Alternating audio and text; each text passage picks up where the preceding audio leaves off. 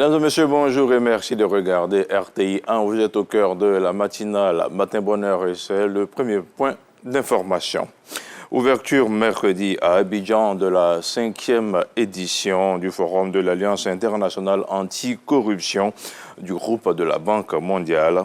Une cérémonie au cours de laquelle le vice-président de la République, Tiemoko Méliet Kone, a rappelé les importantes réformes institutionnelles et les actions menées par la Côte d'Ivoire en matière de promotion de la bonne gouvernance et de lutte contre la corruption.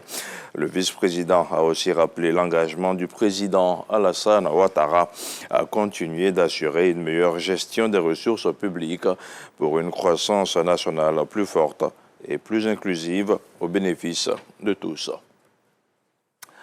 En visite officielle dans notre pays depuis lundi dernier, le président congolais Denis Sassou Nguesso s'est rendu mercredi à Yamoussoukro.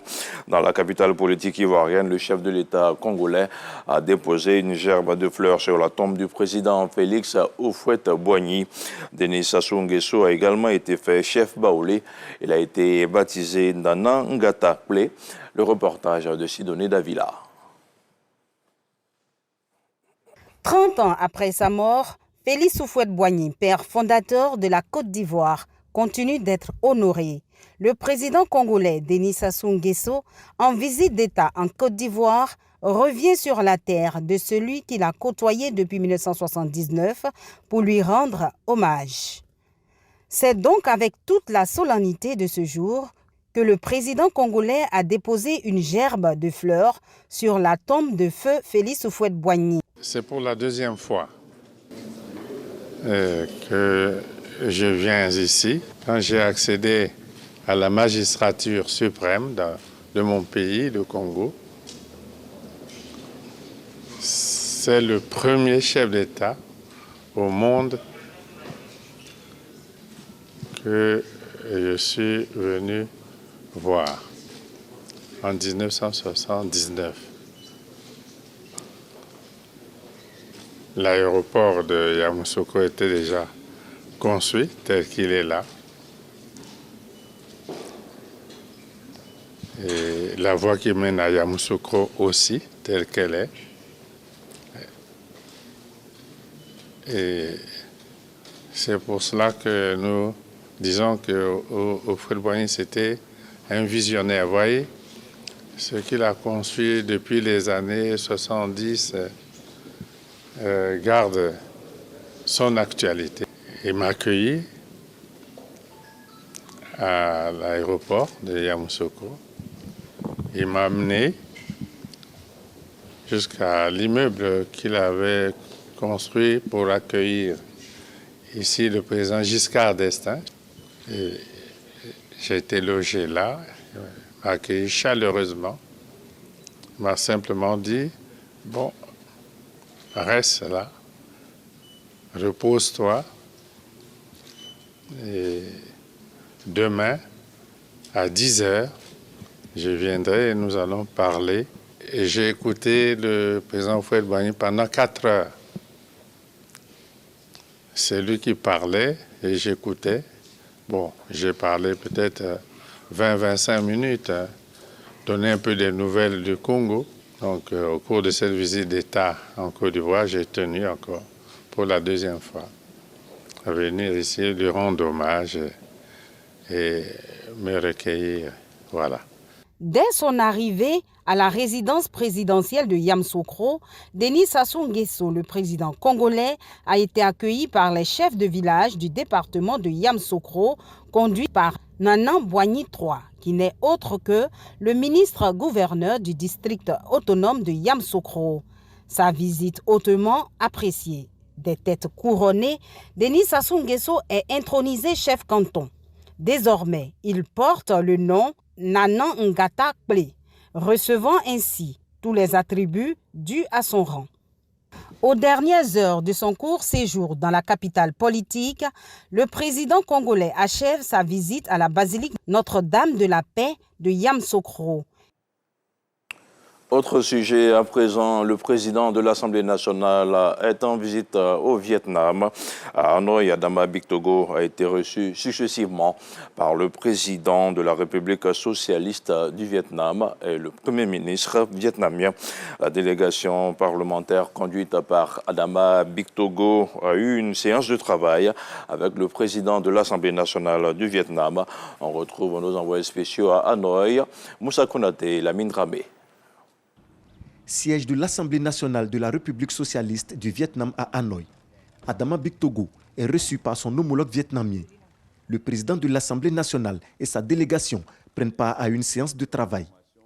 Après des échanges sur divers sujets dans le cadre de la coopération parlementaire, un mémorandum d'entente est signé. Le Vietnam, sur ces 35 dernières années, a fait preuve de résilience. Le Vietnam est donc un exemple pour beaucoup de pays africains. Investir en Côte d'Ivoire, c'est investir dans la sous-région. La Côte d'Ivoire est donc une porte d'entrée, stable par son économie, stable par sa politique et dynamique, bénéficiant donc du leadership de son président.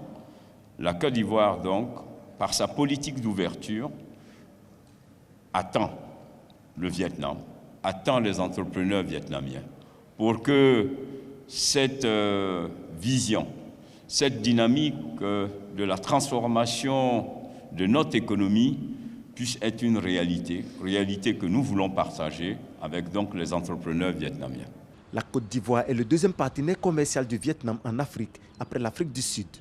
Le volume des échanges entre les deux pays est estimé à plus de 670 milliards de francs CFA en 2021. Le président de l'Assemblée nationale appelle donc au renforcement de la coopération sur le plan économique. 80% des noix de cajou de la Côte d'Ivoire sont exportées au Vietnam et près de 70% du coton est exporté au Vietnam. Mais en retour, la Côte d'Ivoire importe 40% de son riz du Vietnam, 45% de tous ses produits électriques, mécaniques du Vietnam.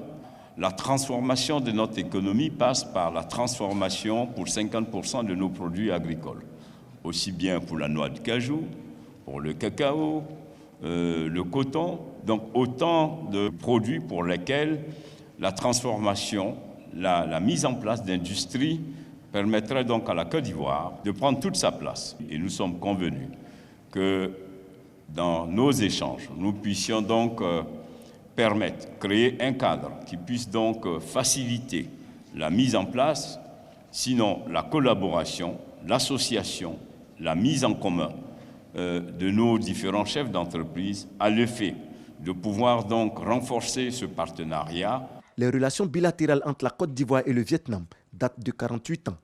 Adama Bictogo est le premier président d'institution de Côte d'Ivoire à effectuer une visite officielle au Vietnam. En cette qualité, l'hôte du peuple vietnamien a eu une rencontre avec le premier ministre Pham Minh Chinh, avec qui il a échangé sur l'accroissement des relations d'amitié entre le Vietnam et la Côte d'Ivoire.